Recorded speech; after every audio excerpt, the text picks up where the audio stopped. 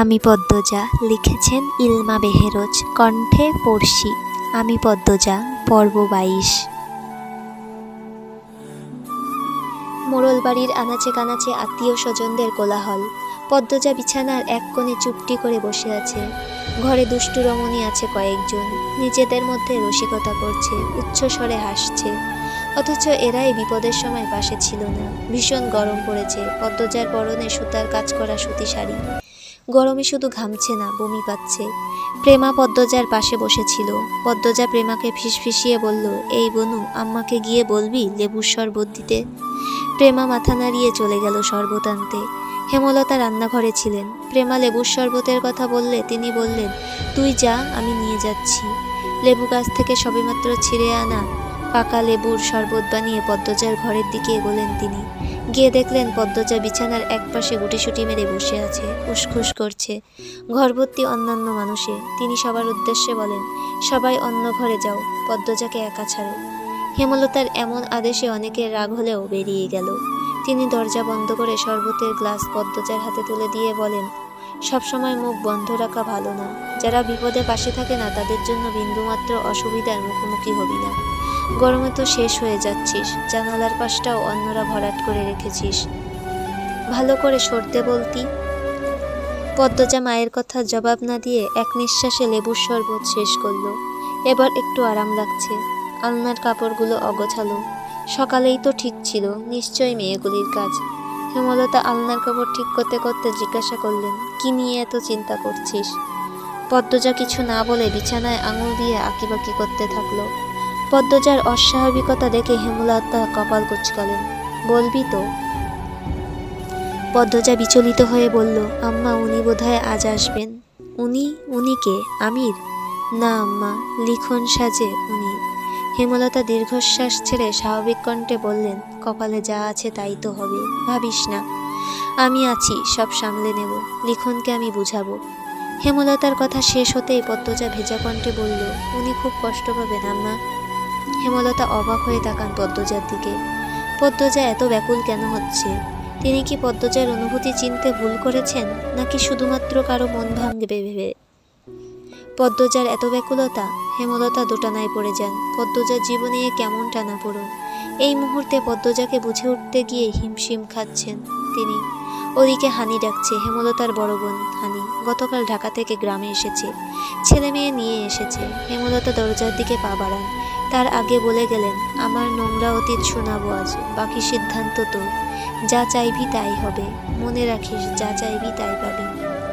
পদ্মজা কিছু বলার আগে হেমলতা চলে গেলেন। পদ্মজার বুকের ভেতর অপ্রতিরোধ্য তুফান শুরু হয়। মায়ের অতীত জানার জন্য কত অপেক্ষা করেছে সে। আজ যখন সেই সুযোগ এলো, তার ভয় হচ্ছে খুব। কেন হচ্ছে জানে না, কিন্তু হচ্ছে। হাত পায়ে রগে রগে শিরশির অনুভূতি। ভ্যান গাড়িতে চড়ে অলন্দপুরের আটপাড়ায় ঢুকল লিখন শাহ। সাথে মা, বাবা এবং বোন। বাবা শব্দর আলী, মা ফাতিমা বেগম, বোন লিলি। শব্দর আলী চশমার গ্লাস দিয়ে গ্রামের ক্ষেত দেখছেন আর বারবার বলছেন, এই তো আমার দেশ, এই তো আমার বাংলাদেশ। ফাতিমা ভীষণ বিরক্ত ভ্যানে চড়ে। ওনার ইচ্ছা ছিল কোনো মন্ত্রীর মেয়েকে ঘরের বউ করে আনবেন। আর ছেলের নাকি মেয়ে পছন্দ হয়েছে গ্রামে। ছেলের জেদের কাছে হেরে আসতেই হলো। লিখনের পরনে ছাই রঙা শার্ট, চোখে সানগ্লাস। উত্তেজনায় তার হাত পা কাঁপছে রীতিমতো। এমন একটা দিন নেই যেদিন পদ্মজার কথা ভেবে শুরু হয়নি। এমন একটা রাত নেই যে রাতে পদ্মজাকে নিয়ে স্বপ্ন দেখা হয়নি। মাঝের সময়ের ব্যবধানে পদ্মজাকে খুব বেশি ভালোবেসে ফেলেছে সে। স্বপ্নে কোমরে আঁচল গুজে ঘরের কাজ করা পদ্মজাকে দেখতে পাই। কখনো বা অপরূপ সুন্দরী পদ্মজাকে ঘুমের ঘরে ঠিক বিছানার পাশে শাড়ি পরা অবস্থায় দেখতে পাই। কল্পনায় পদ্মজাকে নিয়ে সে সংসার পেতেছে। এবার হয়তো সত্যি হতে চলেছে। লিখন আনমনে হেসে উঠল। মনে পড়ে যায় পদ্মজাকে প্রথম দেখার কথা। সঙ্গে সঙ্গে বুকের মধ্যে অদ্ভুত ঝড় শুরু হয়। কি মায়াবী, কি স্নিগ্ধ! তার চেয়েও সুন্দর পদ্মজার ভয় পাওয়া, লজ্জায় পালানোর চেষ্টা, পরপুরুষের ভয়ে আতঙ্কে থাকা। লিখন আওয়াজ করে হেসে উঠল। ফাতিমা শব্দর অবাক হয়ে তাকালেন। লিলির এসবে খেয়াল নেই। সে আকাশের দিকে তাকিয়ে কি যেন ভাবছে। লিখন মা বাবাকে এভাবে তাকাতে দেখে খুব খুব করে কাশল। এরপর বলল, সুন্দর না গ্রামটা? বুঝছো আব্বু, এই গ্রামটাই এতই সুন্দর যে আবার আরেকটা সিনেমার জন্য আসতে হবে আগামী বছর। শব্দর আলী প্রবল আনন্দের সাথে বলল, সে ঠিক বলেছিস, মন জুড়িয়ে যাচ্ছে দেখে। চারিদিকে গাছপালা, নদী, রাস্তাঘাটও খুব সুন্দর। এখানে একটা বাড়ি বানালে কেমন হয়? লিখন গোপনে দীর্ঘশ্বাস লুকালো। তার বাবা যখন যেখানে যায় সেখানেই বাড়ি বানানোর স্বপ্ন দেখেন, কিন্তু বানানো আর হয় না। ফাতিমা বিরক্ত গলায় বললেন, তা আমরা উঠছি কার বাড়ি? তোর পছন্দ করা মেয়ের বাড়ি নাকি অন্য কোথাও? মায়ের চোখে মুখে বিরক্তি দেখে লিখনের হাসি পেল। বলল, তোমাকে রাখলে এত ভালো লাগে আম্মু? ফাতিমা আর চোখে ছেলের দিকে তাকান। প্রশংসা শুনতে তিনি বেশ পছন্দ করেন। লিখনের মুখে প্রশংসা শুনে একটু নিভলেন। হয়েছে, আর কতক্ষণ? 5 মিনিট। অলন্দপুরের মাতব্বর বড় মনের মানুষ, আমাকে নিজের সন্তানের দৃষ্টিতে দেখেন। যতদিন ছিলাম প্রতিদিন খোঁজ নিয়েছেন।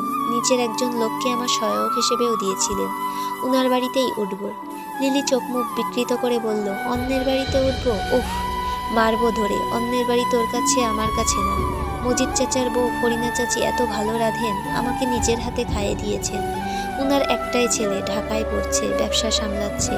তার সাথে অবশ্য সাক্ষাৎ হয়নি, কিন্তু ফরিনা চাচি সারাক্ষণ ছেলে ছেলে করতেন। আমাকে পেয়ে ছেলের সব ভালোবাসা ঢেলে দিয়েছিলেন। তাই ওই বাড়ি আমার কাছে আপন না লাগুক, বড় লাগে না। আর বিশাল বাড়ি, ওনারা বিব্রত হবেন না, 3-4 দিনেরই তো ব্যাপার। লিখনের এত বড় বক্তব্যের কাছে কেউ কিছু বলার মতো পেল না। হাওলাদার বাড়ির সামনে এসে ভ্যান থামে। বাড়ির চারপাশ সাজানো দেখে লিখন বেশ অবাক হলো। লিলি চারপাশ দেখতে দেখতে বলল, দাদা ভাই, তুমি বিয়ে করতে এসেছো, এই খবর ওনারা পেয়েছেন বোধহয়, তাই এত আয়োজন। লিখন লিলির মাথায় গাঁটটা মেরে বলল, বাড়িতে 2টো মেয়ে আছে, তাদের কারো বিয়ে হবে হয়তো, চল। ইটের বড় প্রাচীর চারিদিকে, মাঝে বড় গেট। প্রাচীরের উচ্চতা 15 ফুট আর গেটের উচ্চতা 12 ফুট। গেটের পাশে দাঁড়িয়েছিল 2জন লোক, দুজনই লিখনকে চিনে, তাই লিখনকে বাড়ির ভিতর ঢুকতে দিল। গেট পার হলেই খোলা জায়গায় প্রচুর গাছপালা, বেশি সুপারি গাছ এবং তাল গাছ। সবকিছু সুন্দর। 2 মিনিট হাঁটার পর রং করা টিনের একটা বড় ঘর, তার সামনে সিঁড়ি। সিঁড়ির দুপাশে সিমেন্টের তৈরি বসার বেঞ্চি। এই ঘরটাকে গ্রামে আলোক ঘর বলা হয়, কেউ কেউ আলগা ঘর বলে থাকে। অতিথিরা এসে বিশ্রাম করে, রাত্রি যাপন করে। ভেতরে ইট সিমেন্টের তৈরি 2 তলা অন্দরমহল। আলগা ঘরের বারান্দায় বসেছিলেন মজিদ মাতব্বর, ফরিনা, রিদওয়ান। লিখনকে দূর থেকে দেখতে পেয়ে ওনারা অবাক হন, সেই সাথে খুশিও। শহরের 4 জন মানুষ হেঁটে আসছে, সর্বাঙ্গে আধুনিকতার ছোঁয়া, দেখতেও ভালো লাগে। লিখন বারান্দায় পা রাখতেই মজিদ মাতব্বর হেসে বলেন, আজকের দিনটা সত্যিই খুব সুন্দর। লিখন হাসলো। ফরিনা এবং মজিদ মাতব্বরকে সালাম করে বলল, এই হচ্ছেন আমার বাবা মা আর বোন। আর আব্বু আম্মু, উনি হচ্ছেন মজিদ চাচা আর ইনি ফরিনা চাচি। আর এই যে বড় বড় গোপদারিওয়ালা, উনি হচ্ছেন রিদওয়ান ভাইয়া, এই বাড়িরই আরেক ছেলে। মজিদ মাতব্বর একজনকে ডেকে বলেন চেয়ার দিয়ে যেতে, আর অন্দরমহলে খবর পাঠাতে মেহমান এসেছে। তাৎক্ষণিক চেয়ার ও ঠান্ডা শরবত চলে আসে। পরিচয় পর্ব শেষ হতেই লিখন প্রশ্ন করল, বাড়িতে কোনো অনুষ্ঠান চলছে নাকি? সে চলছে, আমার ছেলেটার বিয়ে, একমাত্র ছেলে। লিখন হাসে, চোখ পড়ে আলঘরের ডান পাশে। কয়েকটা মেয়ে উকি দিয়ে তাকে দেখছে। লিখন আনমনে হেসে উঠল। কোনো মেয়ে যখন তাকে দেখে খুব তৃপ্তিদায়ক অনুভূতি হয়। নায়ক কি এমনি এমনি হওয়া? শব্দর আলী জিজ্ঞাসা করলেন, তাই নাকি? তাহলে তো ঠিক সময়ে এসেছি। আমরাও একমাত্র ছেলের বিয়ের প্রস্তাব নিয়েই এই গ্রামে এসেছি। মজিদ মাতব্বর আগ্রহ নিয়ে জানতে চাইলেন, মেয়েকে? কার মেয়ে? আমাকে বলুন। এখনই বিয়ে করতে চাইলে এখনই হবে। শব্দর আলো লিখনকে প্রশ্ন করেন, মেয়ের পরিচয় বল। লিখন কথা বলার পূর্বেই ফরিনা গেটের দিকে তাকিয়ে চিৎকার করে উঠলেন, এই তো আমার স্যারায় আয়া পড়ছে, আমির এইখানে আয়, দেখা যা কারা আইছে। ফরিনার দৃষ্টি অনুসরণ করে সবাই পিছনে তাকালো। আমির চুল ঠিক করতে করতে এগিয়ে আসছে। হাঁটার গতিতে বোঝা যাচ্ছে বেশ চঞ্চল একটা ছেলে। আমির ঘেমে একাকার। কয়েক ফুটের দূরত্ব থাকা অবস্থায় লিখনকে দেখেই আমির চিনে ফেলল। মগার কাছে লিখনের বর্ণনা শুনেছে। এছাড়া লিখন একজন নামকরা অভিনেতা, তার অভিনীত ছায়াছবি সে দেখেছে। আমির হাঁটার গতি কমিয়ে এগিয়ে এলো। লিখন উঠে দাঁড়ালো, হেসে আমিরের সাথে করমর্দন করল। এরপর বলল, আমি লিখন শাহ। আমির বলল, আমির হাওলাদার, বসুন আপনি। লিখন নিজের স্থানে বসলো। আমির একটু দূরত্ব রেখে দূরে বসলো। মজিদ মাতব্বর আমিরকে লক্ষ্য করে বললেন, কোথায় থাকিস সারাদিন? বলেছিলাম না লিখন শাহ এসেছিল, এই যেইনি। আমির শুষ্ক মুখে বলল, চিনি আমি, ওনার অনেক কাজ, ছবি আমার দেখা। শব্দর আলী, ফাতিমা, লিলি, লিখন সবাই হাসলো। কেউ চিনে বললে আনন্দ হওয়ারই কথা। রিদওয়ান আমিরকে বলল, জানিস আমির, লিখন বিয়ে করতে গ্রামে আসছে। আমির কিছু বলল না। ফরিনা জানতে চান পাত্রীকে কইলা না তো। লিখন বুক ভরা ভালোবাসা নিয়ে বললেন, পদ্মজা, মোড়ল বাড়ির বড় মেয়ে। লিখনের কথা শুনে মুহূর্তে হাওলাদার বাড়ির সব মানুষের মুখ কালো হয়ে গেল। আলোক ঘরের পাশে দাঁড়িয়ে থাকা মেয়েগুলির কোলাহল থেমে গেল। চারিদিকে স্তব্ধ শান্ত। লিখন ভেবাচাকা খেয়ে গেল। কি হলো সবার? লিখন মা বাবার সাথে চাওয়াচাওয়ি করল। মজিদ মাতব্বর শান্ত কণ্ঠে প্রশ্ন করলেন, তার সাথে তোমার বিয়ে হওয়ার কথা ছিল? মজিদ মাতব্বরের কথা বলার ধরন পাল্টে যাওয়াতে লিখন আহত হলো। বলল, না, এখন প্রস্তাব দিতে চাই। পদ্মজার সাথেই পরশু আমিরের বিয়ে। লিখন চকিতে চোখ তুলে তাকালো। বুক পোড়ার মতো অসহনীয় যন্ত্রণা কামড়ে ধরে সর্বাঙ্গে। হাড়ে হাড়ে বরফের ন্যায় ঠান্ডা কিছু ছুটতে থাকে। এখনই যেন সব রক ছিঁড়ে রক্ত বেরিয়ে আসবে। চলবে। উপন্যাসের পরবর্তী পর্বগুলো পেতে চাইলে সাবস্ক্রিপশন করে পাশে থাকুন। গল্পগুলো ভালো লাগলে লাইক, কমেন্ট এবং শেয়ার করে পাশে থাকবেন। ধন্যবাদ।